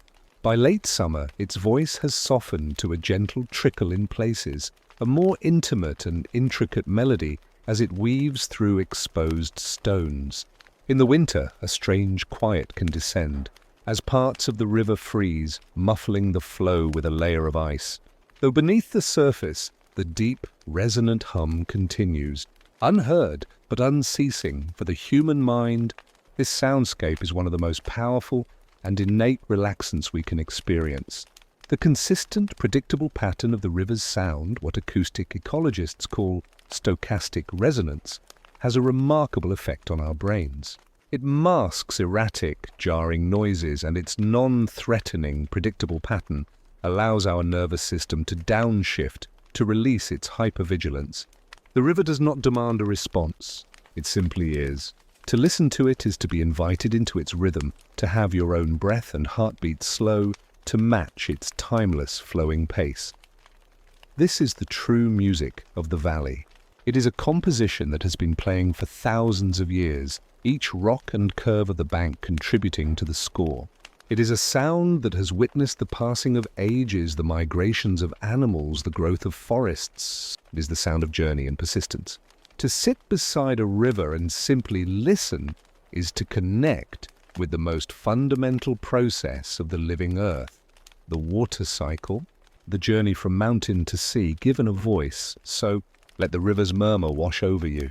Listen to the gurgle around the stone, the hiss over the gravel, the deep rush into the pool. Hear the frogs chirp and the wren's call woven through it. This is the valley breathing. This is the planet's pulse. It is a lullaby that needs no words, a song of movement and peace that has the power to quiet the most restless mind and guide it gently toward a state of deep, flowing tranquility. A canyon is more than a sculpture. It is an open book. While a river writes the story with its flowing water, the canyon itself holds the manuscript. Its walls are the pages, and the layers of rock are the paragraphs and sentences written in a language of color, texture, and fossil. To gaze upon a canyon wall is to be granted the profound privilege of reading deep time. The first lesson is in the simple fact of the layers themselves. Each distinct band of color, each change from hard capstone to soft shale, represents a different world, a different chapter in Earth's history. These layers, or strata, were almost always laid down horizontally in calm, slow environments like seafloors, river deltas, or vast deserts. The very fact that they are now tilted, folded, or standing vertically is a testament to the colossal forces that have shifted and uplifted them. Long before the river ever began its work of revelation, let us learn to read these pages. The dark, blood-red layers, often banded with thin lines of shale, likely speak of an ancient floodplain. Iron in the sediment, rusting over eons, gives it that deep, enduring color. Imagine a vast, slow-moving river meandering across a flat landscape, depositing silt season after season, century after century. Within that red layer, there might be no fossils, for the conditions were not right to preserve the bones of the creatures that walked there. Its story is one of slow, patient deposition under a vast, empty sky. Now let your eyes find a layer of pale, creamy limestone. This page tells a different story altogether. This was a warm, shallow sea. The stone itself is composed of the compressed shells and skeletons of countless marine organisms, tiny crinoids, ancient corals, and microscopic plankton. If you are fortunate, you might see the clear imprint of a seashell, a spiral ammonite, or the honeycomb pattern of a coral reef. This layer is a fossilized cemetery, a silent, stony memory of a teeming, vibrant underwater world that existed millions of years before the first dinosaur walked the land. To touch it is to touch the bed of a sea that has long since vanished from the continent. A thick, cross-bedded sandstone, often a pale yellow or orange, tells a story of wind and desert. The sweeping, curved lines within the rock, known as crossbeds, are the fossilized remains of enormous sand dunes. You can almost feel the ghost of that ancient desert wind, see the shifting, towering dunes under a relentless sun. This was a world of stark beauty and immense solitude, where the only sound was the hiss of sand grains rolling down the steep faces of the dunes. Now frozen in time, the most profound pages are often the deepest and darkest ones.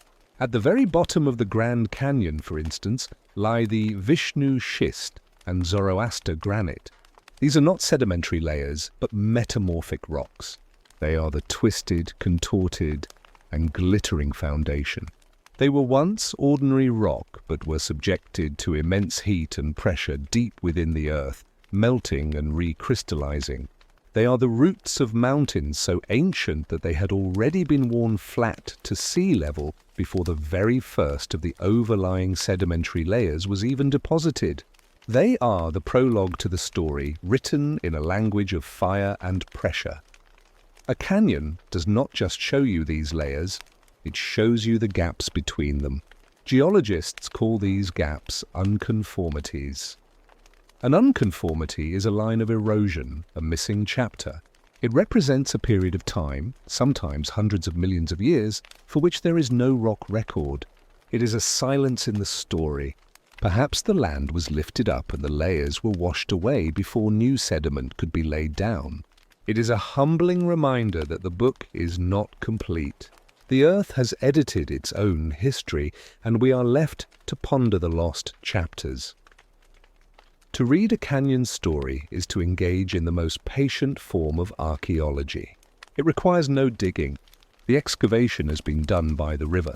You are simply a reader in the grandest library on earth. Each layer is a marker of deep time, a testament to the fact that our human lifespan is but a single, fleeting sentence in a story that spans billions of years. This is a profoundly calming thought. The anxieties of our daily lives, the brief struggles and triumphs are set against a backdrop of a narrative of almost unimaginable scale. The red layer was laid down and then it waited. The sea came and went. The desert formed and was buried. And through it all, the planet persisted. So, when you find yourself before a canyon wall, do not just see a beautiful cliff. Read it. Trace the lines with your eyes. Imagine the warm, shallow sea of the limestone, the windy desert of the sandstone, the silent, rusting plain of the shale. Feel the weight of the years. It is a story of constant, peaceful change, a lullaby of deposition and erosion, of seas advancing and retreating, written in stone for anyone who wishes to find a peace that is as deep as time itself. There is a moment as the sun retreats below the canyon rim, when the landscape does not simply darken, it ignites. The harsh light of day softens, and the rocks themselves begin to radiate a light from within, glowing with a deep internal fire. This is the magic hour, the time of the canyon's most serene and breathtaking performance, the gentle art of twilight. The science behind this transformation is a quiet poetry of physics. Throughout the day, the sun's powerful white light is a mixture of all colors. When it strikes the canyon walls, minerals within the rock absorb some of these colors and reflect others. The iron oxide in the sandstone, for instance, eagerly soaks up the blues and greens, reflecting back the reds, oranges, and yellows that give the canyon its famous warm hues. But at noon, with the sun directly overhead, this light is so bright and diffuse that it can appear almost washed out, the colors competing in a brilliant, chaotic glare. As the sun descends, its light must travel through a thicker slice of the Earth's atmosphere to reach the canyon walls. This long journey is transformative. The atmosphere acts as a gentle filter. The shorter wavelengths of light, the blues and violets, are scattered away, painting the sky itself in deepening shades of azure and indigo. What remains, and what finally strikes the canyon, is the long wavelength light, the rich, unabashed reds, oranges, and golds. The canyon is now being illuminated by a spotlight of pure, warm color. But the true alchemy is in the shadows. During the day, shadows are sharp and black, stark absences of light. At twilight, they become something else entirely. They soften, filling with a cool, reflected blue light from the sky above. This is the magic of indirect light. The canyon is no longer lit from one direct source, but from two: the warm, low-angled rays of the sun and the cool, omnipresent glow of the sky. This interplay of warm light and cool shadow is what gives the canyon its breathtaking three-dimensionality at dusk. The ridges and spires, caught in the direct sunlight, burn with an intense, fiery glow, while the recesses and caverns are pools of deep, velvety blue and purple. The canyon seems to breathe, its contours and depths emphasized in a way the flat light of day could never achieve. This is the time of day when the canyon seems most alive, yet most peaceful. The heat of the day, which baked the rock, dissipates upward, replaced by a gentle, cooling exhalation from the deep stone. The last birds of the day call out, their songs echoing with a new clarity in the still air before they settle into silence for the night. The world is winding down, and the canyon is its final beautiful sigh. The colors shift by the minute. What begins as a brilliant, almost electric orange softens to a deep, burning red. The red then mellows further into rose and mauve. As the last direct light vanishes, the warm colors seem to withdraw from the rock, climbing up the walls as if being slowly reeled in by the departing sun. For a few brief minutes, the canyon exists in a state of perfect balance, the memory of the day's fire held in the very top of the rim, while the majority of the walls are now bathed in the cool blue tones of twilight. It is a moment of perfect, silent harmony, then the final act. The last sliver of sunlight catches only the very highest peaks, turning them into isolated, floating islands of incandescent gold in a sea of gathering indigo. These final sentinels of light seem to hold on with a fierce, quiet determination before they, too, surrender to the night. The transition is not abrupt, but a slow, gentle fading, like the final soft notes of a symphony. When the last color is gone from the rock, a new beauty emerges. The canyon does not disappear. It simplifies into a majestic, dark silhouette against a sky that is now a gradient of deep blue, purple, and the last faint green of the departed sun. The silence is now complete, a blanket that settles over the immense space. The first stars begin to appear, not as random dots, but as precise pinpricks in the narrow strip of sky framed by the canyon rim. To witness this daily performance is to understand that a canyon is not a static monument. It is a dynamic canvas, and light is its paint. The glowing rock at dusk is not an illusion. It is the canyon's true character revealed. It is a display of profound peace, a slow, silent meditation on the nature of light and form. It asks for nothing but your quiet attention. So if you ever find yourself at a canyon's edge as day turns to night, stay, wait, watch as the world softens and the stone begins to sing its coloratura. Let the warm light wash over you and feel the cool shadows deepen. It is a lullaby for the eyes, a gentle, glowing reassurance that the day's end is not an ending, but a transformation into a different, equally beautiful kind of peace. In the heart of the desert, where water is a rare and furious guest, some of the most delicate and intimate landscapes are born. These are the slot canyons, not the grand open valleys of glaciers or the colossal chasms of great rivers, but slender, hidden fissures in the earth. They are monuments not to the endurance of stone, but to its surprising softness and to the patient, whispering power of occasional, fleeting water. A slot canyon is a paradox. It is a landscape of solid rock that feels as fluid as a draped silk curtain.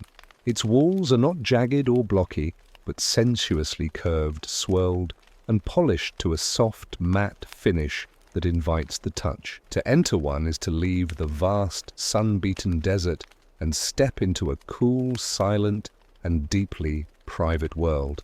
The sky becomes a thin, winding ribbon of blue far above. The scale shifts from the monumental to the personal. You are not looking at a canyon. You are inside a sculpture. The artist here is the flash flood. Unlike the steady, persistent flow of a river like the Colorado, the work on a slot canyon is done in brief, violent, and infrequent bursts. When a rare, heavy rain falls on the impermeable sandstone plateau, the water does not soak in. It gathers, pooling and then rushing, seeking the path of least resistance. It funnels into the narrowest cracks, and because it is carrying a heavy load of sand, pebbles, and debris, it becomes a powerful, abrasive fluid, a liquid sandpaper. Over thousands of years, these brief, chaotic events have scoured and polished the narrow passageways, carving away the softer rock and leaving behind the flowing, undulating walls we see today. The canyon is not so much carved as it is worn, like a groove in a piece of wood, worn smooth by the constant rubbing of a thumb. The defining quality of a slot canyon is its light. Direct sunlight rarely, if ever, reaches the floor. Instead, the light is reflected, bounced, and filtered down from the narrow opening above. This indirect light performs a kind of magic on the sandstone. It coaxes out colors that are invisible under the harsh desert sun. The same red and orange rocks now glow with deep maroons, soft lavenders, and delicate peaches. The walls seem to emanate their own gentle, internal luminescence. In the deepest parts of the canyon, the light may be reduced to a soft golden gloom, where the walls feel close and the air is cool and still, like that of a cathedral. Then for a few precious minutes each day, if the alignment is just right, a miracle occurs. The sun finds a path through the narrow slit in the ceiling. A sunbeam transformed from a broad wash of light into a sharp, focused blade slices down into the darkness. This is the famous light beam of canyons like Antelope. It is not a gentle glow, but a solid, tangible shaft of light made visible by the fine dust suspended in the still air. It illuminates the canyon floor in a pool of brilliant gold, revealing the perfect wind-rippled sand and the flawless polish of the stone. It is a temporary, ethereal bridge between the world above and the world below, a moment of breathtaking, transient beauty that lasts only as long as the sun's angle allows, before it slides away and the canyon returns to its soft, colored gloom. This beauty is inseparable from a gentle, but ever-present reminder of impermanence. The very floods that carved these serene passages are a lethal danger to anything caught within them during a storm. The walls are often marked with high water lines, driftwood, and debris lodged high above head level, silent testaments to the power that still shapes this place. To walk through a slot canyon is to walk inside the tool that carved it, a humbling reminder of the forces that govern the desert. Their beauty is not one of eternal stability, but of a fragile, exquisite balance. This fleeting nature is part of their profound charm. A slot canyon is a landscape in flux. The next flood will change it, however minutely, sanding a curve a little smoother, undercutting a wall a little more, or depositing a new layer of sand on the floor. They are not monuments meant to last for the ages like granite mountains. They are more like sand mandalas, intricate and beautiful, yet inherently temporary. Their existence is a lesson in appreciating the present, perfect moment. To be in a slot canyon is to experience a deep, resonant quiet. The sounds of the outside world are completely shut out. All that remains is the sound of your own breath and the soft scuff of your feet on the sandy floor. It is a silence that feels healing, a sensory deprivation of noise that allows the beauty of form and color to fill your awareness completely. The mind, freed from its usual distractions, can focus on the gentle curve of a wall, the subtle shift from orange to purple in the stone, the coolness of the air. These monuments of sand offer a different kind of lullaby. It is not the lullaby of immense time, but the lullaby of the present moment. It is a beauty that is soft, intimate, and quietly brilliant. It asks you to slow down, to move gently, to touch the walls with reverence, and to appreciate the serene, flowing artistry that can be created by the desert's rare, soft, and patient tears. There is a daily miracle that occurs in the world's valleys, a quiet performance that requires no audience. As night deepens and the earth releases its heat to the cold, empty sky, the air near the ground begins to cool. It cools until it can no longer hold all its invisible water vapor, and so it lets go. It releases this moisture in the form of a billion tiny, suspended droplets, creating a soft, white blanket that settles in the lowest places. This is the valley mist, the morning fog, the dream of the landscape made visible. The formation of fog is a process of gentle surrender.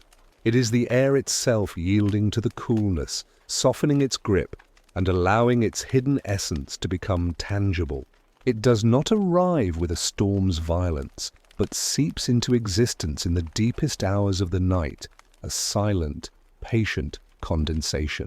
By the time the first hint of dawn touches the highest peaks, the valley below is already submerged, not in water, but in a slow-moving, ethereal sea. To stand on a ridge above a fog-filled valley at dawn is to witness one of the most serene sights in nature. The world below is erased. Familiar forests, rivers, and meadows vanish. In their place is a perfectly flat, calm, and seemingly endless white plain. The highest hilltops and mountain peaks become islands in this silent sea, isolated and majestic, their dark forms rising from the luminous cloud. The world is simplified into its most basic elements, the dark solidity of earth and the soft, flowing fluidity of the sky sea below. It is a landscape of pure geometry and profound peace. Descending into the fog is to enter another world. The light changes instantly. The sharp, defining light of the sun is filtered through a million water droplets, becoming a soft, diffuse, and directionless glow. There are no shadows. The world exists in a monochrome of soft whites and muted greys. Sounds are muffled, absorbed by the thick, moist air. A bird's call, which would normally ring clear across the valley, now sounds close, intimate, and strangely hollow, as if heard from the other side of a wall. Your own footsteps are quieted. The entire world feels padded, insulated, and deeply hushed. This is a realm of intimate discovery. Visibility is reduced to just a few dozen feet, sometimes just a few. A single dew-laden spiderweb strung between two ferns becomes a masterpiece of intricate architecture, each droplet a magnifying lens. The beads of moisture on a pine needle glisten like a string of tiny pearls. The bark of a tree, dark and saturated with water, seems richer and more textured. The fog forces a slow, mindful attention to the immediate, the close at hand. The grand, sweeping views are gone, replaced by a hyper-awareness of the small, perfect details that usually escape notice. For the life within the valley, the fog is not an obstruction, but a blessing. It is a gentle horizontal rain. Plants drink it in through their leaves, their thirst quenched without a single drop falling from the sky. The moisture condenses on needles and blades of grass, trickling down to nourish the roots. For the animals, the fog provides a blanket of concealment, muting their movements and scent. It is a time for quiet foraging, for moving unseen, for existing within a protective, nebulous veil. Then as the sun climbs higher, the performance reaches its finale. The sun's warmth begins to gently heat the tiny water droplets, convincing them to release their form and return to their invisible vapor state. The fog does not lift like a curtain. It thins, it retreats. It pulls back from the high slopes first, revealing the landscape in patches. The very top of a familiar pine tree emerges, then its full height, as if being pulled from deep water. The fog begins to curl and writhe, forming tendrils and wisps that slide up the hillsides, clinging to the hollows and ravines for just a moment longer before they, too, dissolve into the brightening blue. This dissipation is a slow, graceful dance. The valley is revealed piece by piece, the world slowly reassembling itself before your eyes. What was once a vast white sea becomes a collection of drifting, ghostly scarves, and then finally just a memory of dampness on the leaves and a fresh, clean scent in the air. The morning fog is the valley's soft exhalation. It is a daily reminder of the water cycle's gentle, beautiful phases. It is a landscape of transition, a temporary world that exists between the solidity of night and the clarity of day. It teaches a lesson in quiet attention, in appreciating the beauty of the veiled and the hidden. It shows that sometimes the most profound peace is found not in vast, open vistas, but in a quiet, close and softly blurred world, where the boundaries between things are lost and everything is swaddled in a gentle, unifying breath of the earth. It is a lullaby of condensation and light, a silent, cooling comfort that prepares the land and the spirit for the day ahead. We have spoken of canyons as sculptures, as libraries of stone, and as theatres of light. But there is a deeper, more primal role they play, one that resonates in the ancient parts of our being. A canyon is not just a feature of the landscape. It is a sanctuary, A place of safety, of shelter, and of profound psychological refuge. Imagine the world above the canyon rim. It is a place of exposure. The sun beats down without mercy. The wind sweeps across the plateau, unobstructed and demanding. The horizon is vast, and in that vastness, one can feel small, vulnerable, and visible. Now imagine descending into the canyon. With each step downward, the world changes. The wind's voice softens, then fades to a whisper. The harsh light gives way to a gentle, filtered glow. The open sky is replaced by the embracing walls of stone. You are no longer on the land. you are within it. This is the first gift of the canyon, protection. The walls are a physical barrier, a fortress against the elements.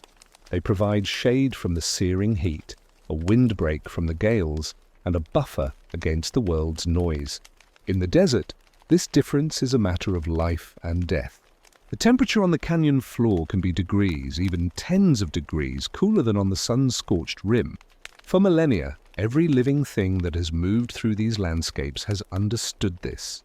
The canyon is a haven, a designated place of reprieve written into the very geography. This principle of shelter extends to all life. In the high, sheltered alcoves of canyon walls, birds of prey build their nests, safe from predators and weather. In the deep, shaded grottos at the base of cliffs, mammals find cool, damp earth to rest upon during the heat of the day. The canyon wren builds its nest in a tiny crack in the rock, a crevice that seems insignificant to us, but is a perfect, protected nursery for its young. The canyon does not just provide resources, it provides security. It is a landscape of countless nooks and crannies, each one a potential home, a hiding place, a sanctuary. For humans, this feeling of sanctuary is just as powerful. There is a deep, instinctual comfort in being embraced by the land. The psychological term is prospect and refuge. We are drawn to places that offer an open view, a prospect, to see what is coming, while simultaneously providing a secure, enclosed space, a refuge at our backs. A canyon is the ultimate refuge. Your back is to the solid, immovable earth. You are sheltered. You are safe. This instinct is ancient, coded into us from a time when shelter from predators and the elements was our primary concern. To sit at the base of a canyon wall is to satisfy this deep, primal need for security. This sense of safety allows for a different kind of mental state to emerge. When the part of your mind that is constantly scanning for danger, that feels exposed to the elements and the world, can finally stand down, a deeper quiet becomes possible. The frantic surface-level thoughts begin to settle like sediment in a still pool. The mind is granted the space to be still, to turn inward, to simply be. The canyon's embrace is not confining. It is freeing. It frees you from the need to be vigilant, allowing you to surrender to contemplation and peace. Throughout human history, canyons have served as natural shelters. Ancestral Puebloans built their intricate cliff dwellings into the sheer walls of places like Mesa Verde and Canyon de Chelly. They were not just building houses, they were building within a fortress, a community nestled in the protective arms of the stone. The overhanging cliffs shielded them from rain and snow, and the sheer drops made their homes nearly impregnable. To walk among these ruins is to feel that ancient sense of security, the profound relief of a people who had found a safe harbor in a demanding world. This role as a sanctuary extends beyond the physical. A canyon is a sanctuary for silence. In a world saturated with noise, the hum of machines, the chatter of media, the din of civilization, the deep, resonant quiet of a canyon is a rare and precious commodity. It is a place where the only sounds are the natural ones, the wind, the water, the call of a bird. This auditory shelter is as vital as the physical. It allows the internal noise to settle, creating a space for mental and spiritual rest. The canyon, then, is more than rock. It is a vessel that holds cool air, clean water, and quiet. It is a vessel that offers shelter to the pika, the wren, the bighorn sheep, and the human spirit alike. It asks for nothing in return for this gift of sanctuary. It simply is. A permanent, patient, and deeply generous refuge. So when you think of a canyon, remember this role. It is the earth's open arms, a place where the elements are softened, where life can find a foothold, and where the soul can find a respite. It is a reminder that in the geology of the planet, there is not only grandeur, but also compassion, a built-in shelter from the storm, a silent promise of safety carved into the very bones of the world. We have journeyed together across the world, from the deepest ocean trenches to the highest glacial peaks. We have listened to the murmur of rivers and the silent language of stone.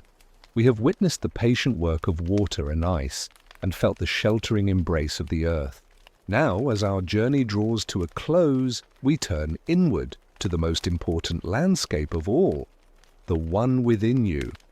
Just as a river, over immense spans of time, carves a valley into the land, your experiences, your thoughts, and your moments of peace have been carving a landscape within your mind. It is a landscape that is uniquely yours. And tonight, we will gently explore it and let it become a place of final, deep rest. So, close your eyes. Take a slow, deep breath, and as you exhale, feel the last remnants of the day's tension begin to soften and release. In your mind, picture your own peaceful valley. It does not need to look like any we have discussed. It is yours. Perhaps its walls are soft, rolling hills, covered in a blanket of deep green moss. Or perhaps they are gentle slopes of warm, golden sand. There is no sun here, but a soft, constant, and comforting twilight, like the glow that remains in the sky long after the sun has set. Now imagine the floor of your valley. It is perfectly flat and soft. It might be a meadow of clover or a floor of smooth, cool stone. This is the foundation of your mind, the place of deep stillness that is always there beneath the surface of your thoughts. Walk to the center of this space and sit down. Feel the incredible peace of this place. You are safe here. You are sheltered. You are home. Just as a real valley has a stream, your inner valley has a gentle flow. This is the stream of your thoughts. For now, imagine it as a quiet, meandering brook at the edge of your meadow. You can see your thoughts, the memories, the ideas, the small worries, as leaves floating on its surface. You don't need to stop them or grab them. You don't need to analyze them. Simply watch them float by one, carried away by the gentle, persistent current. Notice how the stream makes no sound. It is a silent flow carrying everything away from you, leaving only stillness in its wake. Now turn your attention to the walls of your valley. They are strong and solid. They represent the enduring parts of you, your resilience, your capacity for peace, your quiet strength. These walls protect the soft, quiet center of your being. Nothing from the outside can disturb you here. The wind of worry may blow at the rim, but down here, in the depths, the air is perfectly still. Let your awareness drift to the sky above your valley. It is a deep, velvety blue, and the first stars are beginning to appear. These are not stars of light, but stars of quiet. Each one represents a sense, a feeling of peace you have gathered from our journey. The cool silence of a cave, the soft glow of a canyon at dusk, the gentle murmur of a forest stream. Feel these points of peace twinkling in the vast, dark sky of your mind, holding a quiet, watchful presence over you. With every breath you take in, you draw the cool, still air of your valley into your body. With every breath you release, you let go of any final clinging thoughts, any last whispers of the day. Feel your body growing heavier, more relaxed, sinking into the soft support of the valley floor. Your mind is becoming as smooth and still as the surface of a glacial lake, reflecting only the peaceful, star-filled sky above. You have traveled far, but all journeys lead, eventually, to rest. Your mind is a sanctuary. It is a library of quiet moments. It is a canyon of deep peace. There is no need to think or plan or do anything at all. The work of the day is over. The patient, gentle work of the night can now begin. The work of restoration, of dreams, of simply being. Rest here in your own peaceful valley. The stone watches over you. The silent stream carries your thoughts away. The stars of peace shine for you. Let your breathing become slow and even, a soft tide on the shore of sleep. You are safe. You are still. You are at peace. Good night.